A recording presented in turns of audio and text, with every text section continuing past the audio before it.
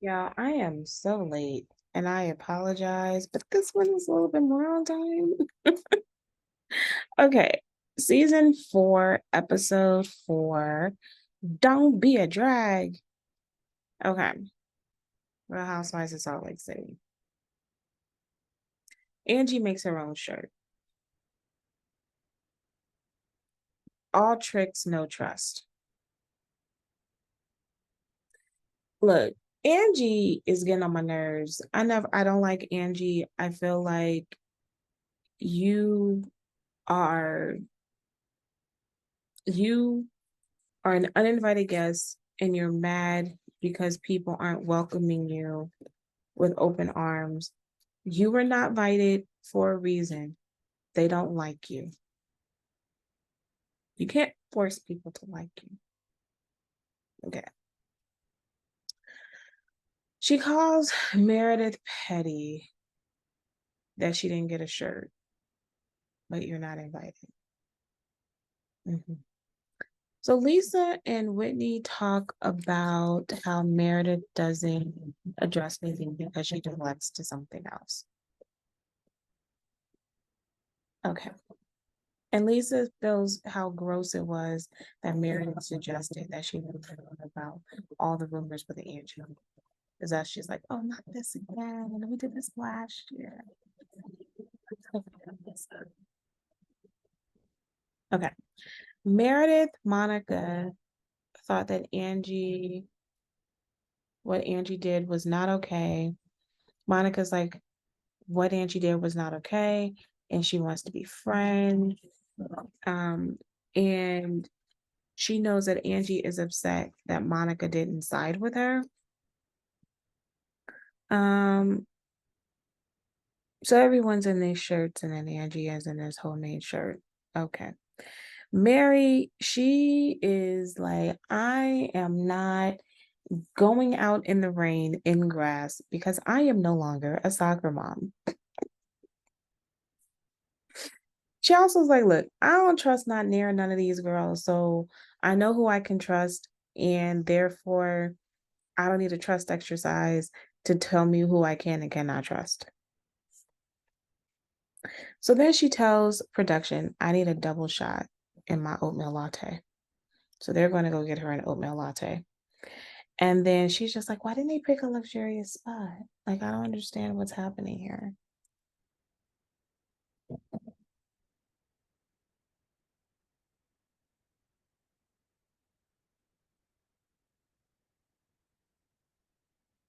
I don't know what they're talking about.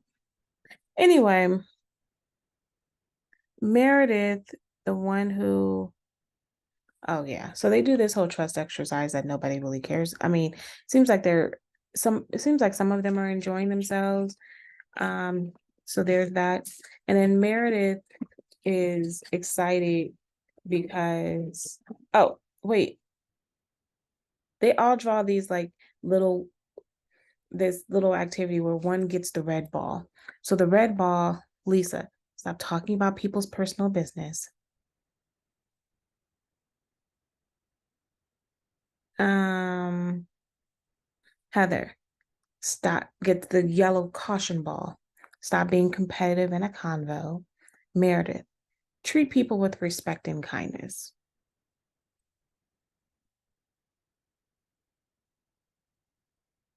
So I love when Heather's like, look, we're gonna need more than just a hug because we have sent, she goes down the list of what we've done to our friends, and we've sent one of them to prison.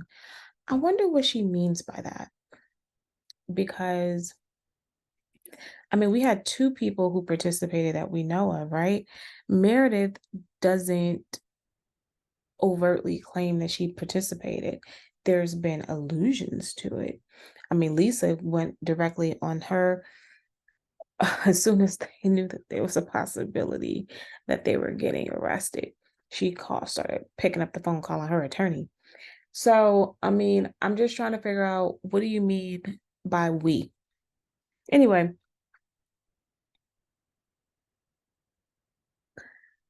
when everyone talks about after the activity is done, um, and everyone kind of It's like, yeah, it was okay. The only person who seemed to get the most out of it was Angie, and Meredith's like, that would be the kicker. The one with who crashes gets the most out of it, right? So Meredith tells Mary that she really wishes she would have participated.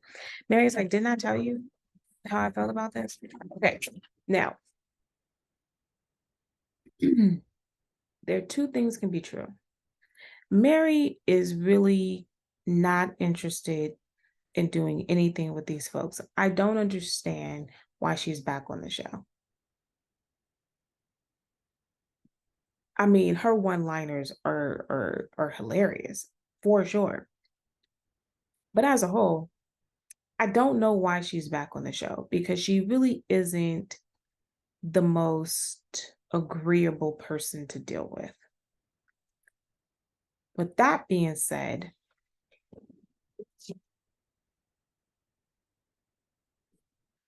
I also feel like this conversation between her, Meredith, Lisa, and Whitney was triggering for me. I feel like this conversation is exactly what ends up happening when you are the only Black person amongst all white folks. When Whitney, when when Mary is talking to Meredith, and Lisa keeps interrupting, and then she's like, "Look, I'm not talking to you. I'm talking to Meredith." And Lisa's like, "Well, I'm talking." Now, this is where I get on Mary's side, where she's like, "Look, I don't like the fact that Mary is a little too condescending and a little too rude. So therefore, I side against Mary on that because I do think that is a problem." But on the other hand, I also side with Mary because I do think that Mary is rightfully to feel away. I talked to you about this. Why are you trying to put me on Front Street again? And then to say, Whitney is like, well, why are you even here? Why get on the van? You don't want to be around us. Why even come on the trip? You don't like us. Part of me is like, I get what you're going with this, Whitney, but the other part of me is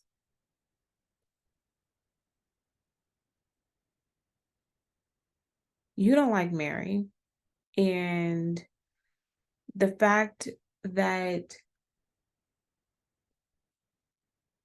I would have preferred if Mary didn't even get on the bus and she stayed in her room. But what she's trying to do is, in my mind, you get a paycheck for at least showing up and not sitting in your room. Um, but I don't like how Mary's talking to them. But I also realize that the way that they keep antagonizing her is exactly what it is. And I've been in these situations where when you continue to come at me,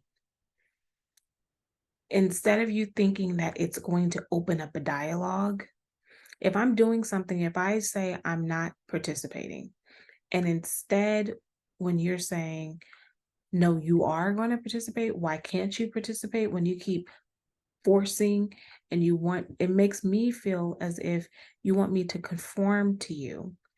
And I'm not going to do that. And why can't you respect my boundaries? If I said, this is how I feel, this is what I'm going to do, this is what I'm not going to do, then let it then be like, okay, I respect your boundary. May I ask why? I don't want to. Drop it. Because when you keep pushing, you're going to get a response that you don't want to hear. And so a part of me is a little triggered by how this interaction is going. And it becomes to get a little racial because how white women talk to Black women at times can be very belittling. Like, why can't you be like us? I was working on a team, And me and a colleague, he was a guy, and we were the more veteran people on the team. And I'd ask a question, and he'd ask questions. And I will say, I'll admit that sometimes when he asks questions, it can feel a little prickly. But once you get to know him, that's not how he intends. That's not how it's being intended. The prickliness is not his intent, is not his intention.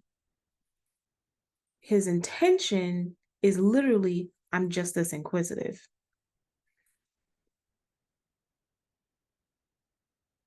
But it was a white woman.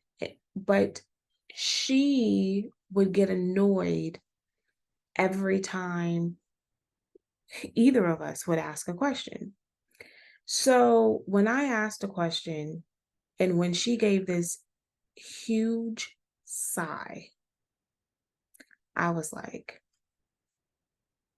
okay, I'm not going to say anything again because I don't want to make you feel uncomfortable. And then she's just like, look, she's like, no, no, no, no. And then she tells me that why can't you smile? Why can't you say it this way? I was like, because I am me. Like, you can't tell me how to behave to make you feel to make you feel comfortable. I'm not changing who I am so that you can feel more comfortable. I am myself. And I'm not trying to, my intention, and even if I said, look, I just honestly want to understand. Can you help me understand? So that it's like, I'm not being rude to say that I am knocking down your idea. I'm saying, help me understand how this connects to this. That's all. Walk me through it. And so when we had a meeting the next time and we talked about it, she and I explained, what you did was racial. No, it wasn't. Okay. So, and I was like, what you told me to do is you told me to change how I act, how my tone of voice, because she did. And you told me to smile. No, I didn't. Yes, you did.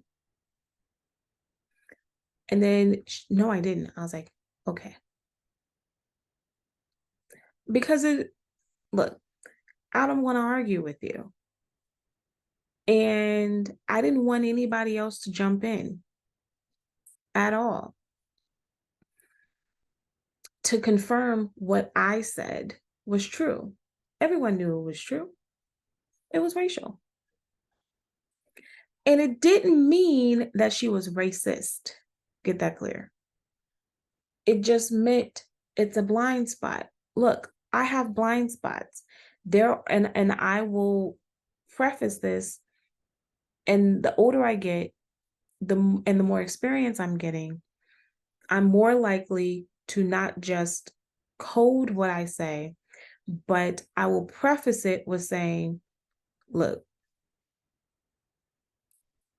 I'm genuinely asking a question because I genuinely want to know.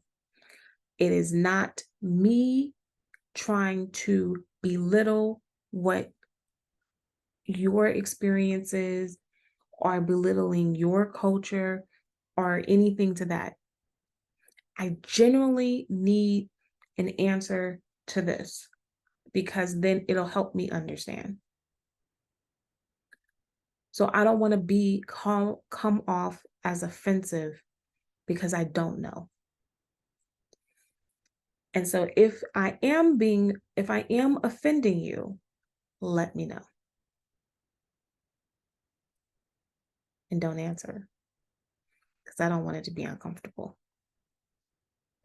So I do that a lot. if it's something that I think may come off to be inappropriate. My point is that I think that this conversation with Mary was racial.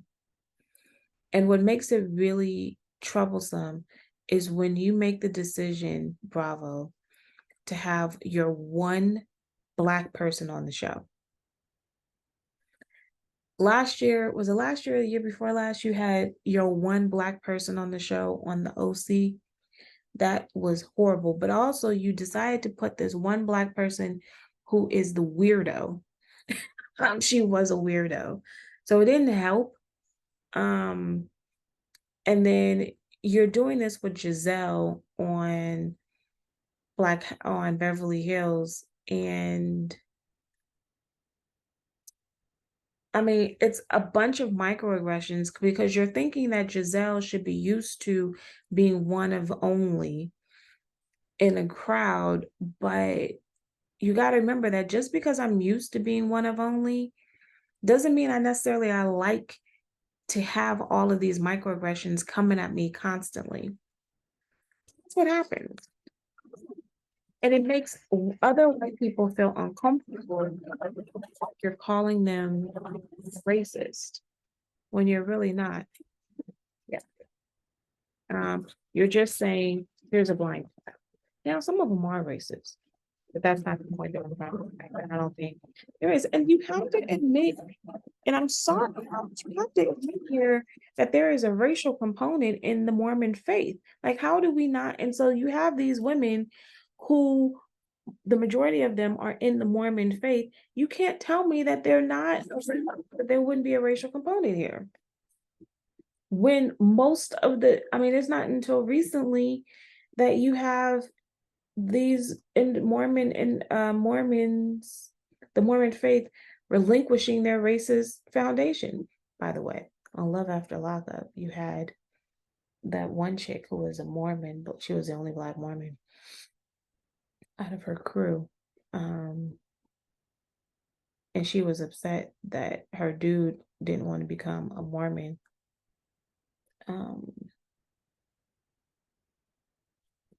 I never understood that. But anyway, Lisa is, oh yeah, here we go. Lisa, okay, so they're supposed to be, Whitney decides to take over. They were at lunch. Meredith was like, okay, they asked her, what are we going to do next? Meredith's like, oh, I don't know. And then so Whitney's like, I'm taking over. We're going to do a drag competition. So take off all your makeup, meet in 30 minutes, and we put her on makeup on. Lisa has a meltdown. She's like, look, I have Glam on payroll. I spent $60,000 a year on Glam. I flew her out here. I paid $2,500 for her to be here for Glam. So Monica is listening to her freaking out.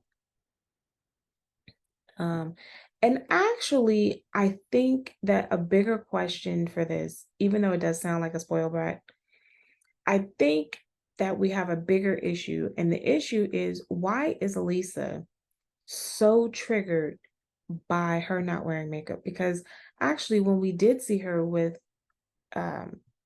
most of her makeup gone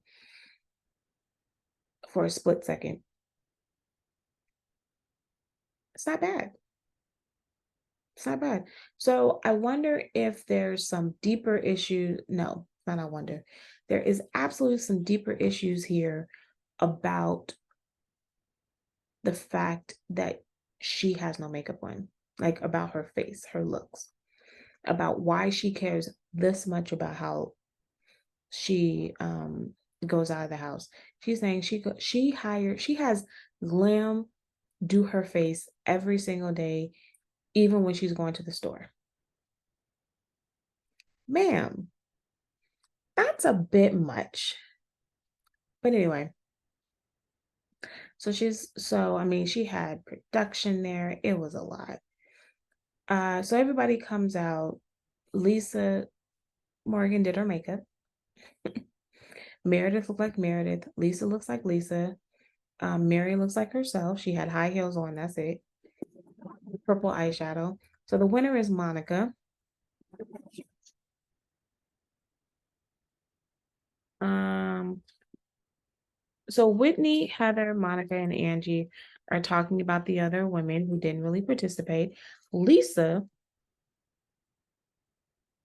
can hear the entire conversation and she confronts them. And she's like, look, what is this wet noodle conversation? And then when they get on the bus, the sprinter, she's like, explain to me, what's this wet noodle conversation? So now we have Marie talking about how there's a rain conversation. Okay, let me pause here for 2 seconds and I'm going to say something that's probably not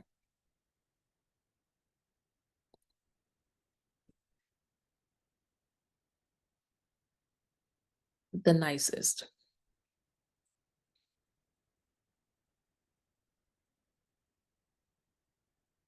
I don't watch Real Housewives of the OC as much as I used to. I actually used to live in Coto de Casa. Um, I actually, and I moved because it was too far. I actually do not. Maria Coto de Casa is pretty far from LA, and I actually do not. I actually kind of have a little bit of a problem with this. Now, I don't necessarily watch Real Housewives of Atlanta of OC as much, primarily because I can't stand Tamra, and some of the girls there kind of annoy me. I really don't like Victoria. No, Vicky, and Vicky's coming back full time. I can't stand it. And so the one person I don't mind is Heather. And the reason why I don't mind her is because she really doesn't pretend to do anything but who she is. She has, since she's been on the show, they had money before the show, but because he's consistently gotten bigger and bigger as a as a doctor and all these other TV production shows that they're in, they keep making so much money hand over fist. So they have a ridiculous amount of money. Like that much. So their house has an elevator. Like, I mean, their house is sick. And they just sold this house for like, I think what, 20, 30 million dollars. Like a sick amount of money, right? My point is they have been ridiculed the F on that show. And it does get to the point that Heather's like, look, I am not apologizing for how much money I have. And the problem, and I congratulate her for that, because this show is supposed to be about opulence. And on this show, particularly on the Real Housewives of OC, you have a couple of people, well, most of the people on this show, none of these people on this show has as much money as Heather. Like Heather and her husband do not have to go to work at all, and they good, right? Everybody else on this show absolutely needs to stay employed at multiple places in order to afford their house and their living. Like when gosh, I can't think of her name, the one who's being accused of being an alcoholic. She's annoying too. When she got divorced from her husband, because she had a small elevator in her house, but when they got divorced from her husband had all the money, which is fine. I mean, she was living in a hotel like for a bit before she got another place to live, and it was not the 5 seasons. Like, I mean, it was, and actually, the OC has some really nice hotels. One of my favorite hotels is like there's a sports hotel. It's like the best hotel. Anyway, she wasn't living in nothing like that. It wasn't a 5-star hotel because I only stay in 5-star hotels, but it was a like a 2.5-star hotel if you go back and look at it. My point to you is a lot of these housewives are hanging on to their money by a thread. And Heather is not. And they try to make, and the thing I like about Heather is I don't think she's flaunting her money personally. I just think that she's like, okay, if I'm planning a trip, we're doing private because I drive, I'm in private jet, I'm in a private jet. So all of us are gonna hop onto my private jet and we out. And then she puts everybody up in really nice spaces and people feel a little shame because they can't afford this. I say all this to say, I don't know how much money Lisa has. And honestly, I don't know about Lisa per se. I don't know about like, and it is true. Like, I mean, Lisa and Meredith, both of them to me are kind of shaky on how much money they have. We know that Whitney's hanging on by a thread because Whitney's husband hasn't worked because of the show. And so this is why everybody at the table, when Monica was talking about Lisa complaining about a ring, everybody was kind of on the hush. Um, I don't know about Angie, but I mean Heather is drunk, so she don't really care. But when we are on this sprinter thing, Heather can kind of understand per se because, and this is where Monica talks to Heather and she's like, Monica, you can I mean, Monica tells Heather, you can kind of understand because you really did, she didn't build this from the ground up, but she went from, she got divorced and her husband was paying all the bills still and living in the house still. But then Heather kind of took some money and started her own business and kind of grew from there. So, and Heather is just a very down to earth woman. Like she can hang around anybody. She's down for a good time. So I like Heather on this show too. And Heather also lives her life like she's broke. She lives her life in a way where she's like, yes, I'm shoveling my own snow. Like she lives her a life where she's very humble and she's very grateful for everything. But to be frank, Heather on this show too probably has the most money out of everybody on the cast, and you wouldn't know it because Heather kind of dresses, a little. Heather is a penny pincher. Lisa, we Lisa is Lisa, and she's growing for sure. Her business is growing. Meredith, we don't really know, and that's why it gets mum's the word when it comes to this conversation because Heather could Heather, I'm sure that Heather has all of these things. Um, she has, she has stuff. She's not broke, but she doesn't need to go around talking about every single label that she has. Like, I mean,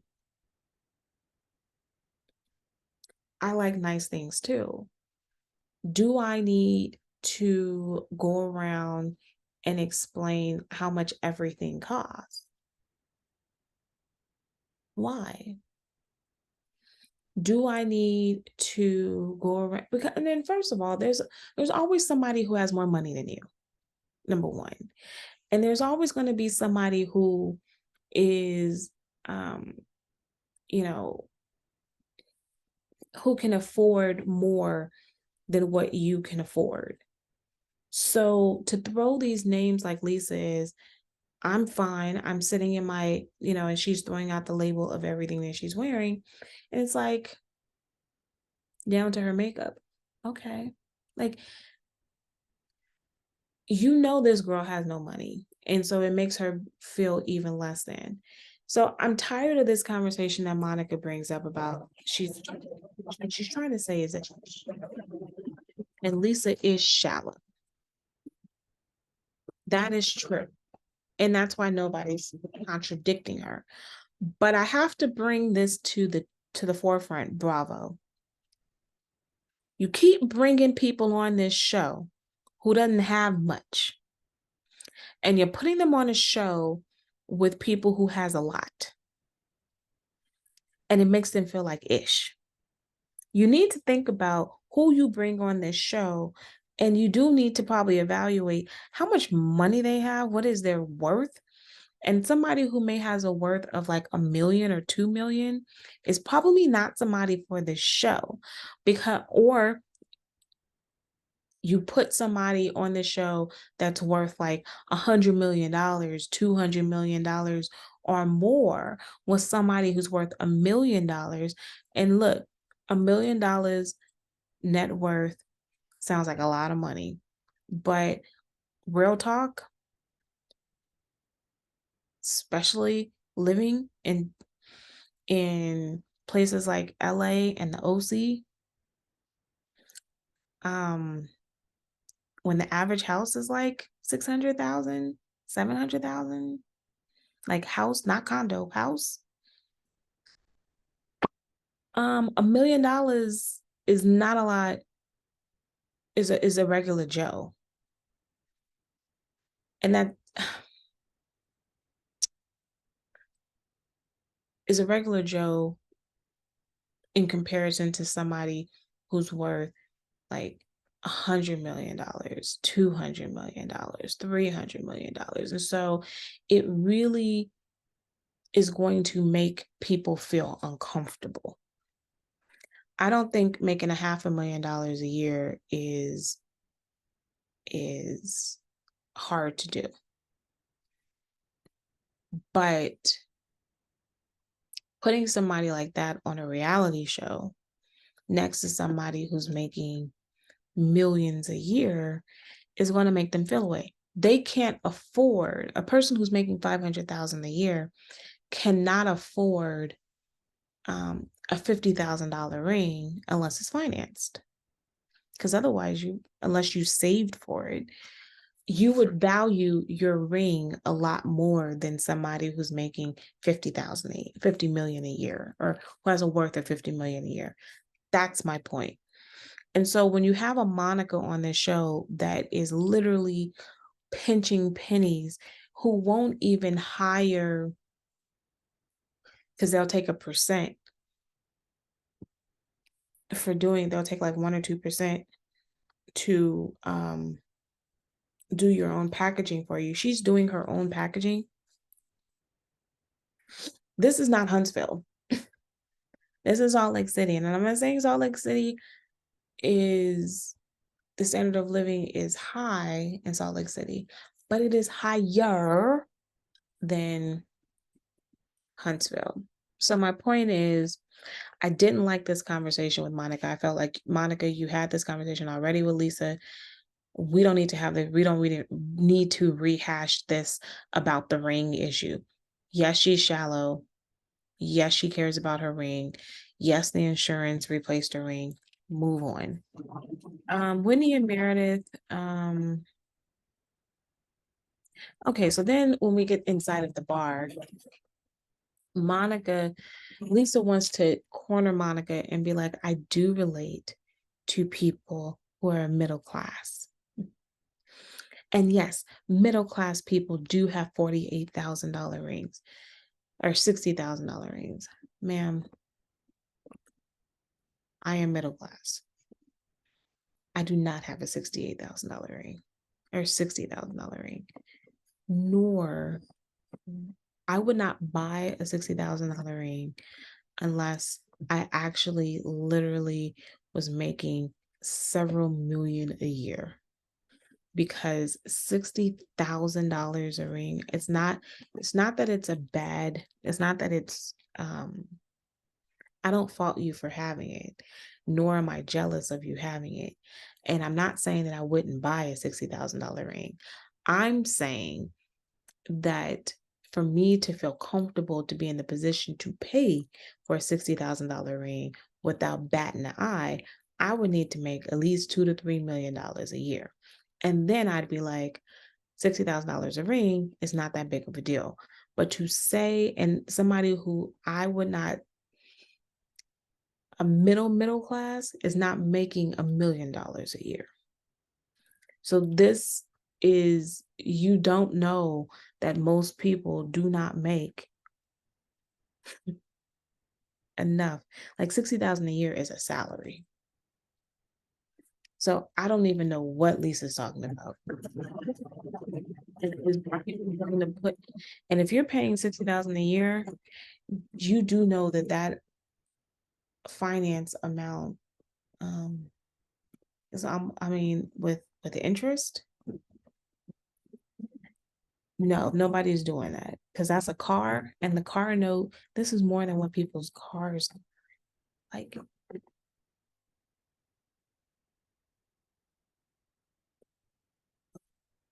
Am I going to wear a Mercedes on my ring, on my finger?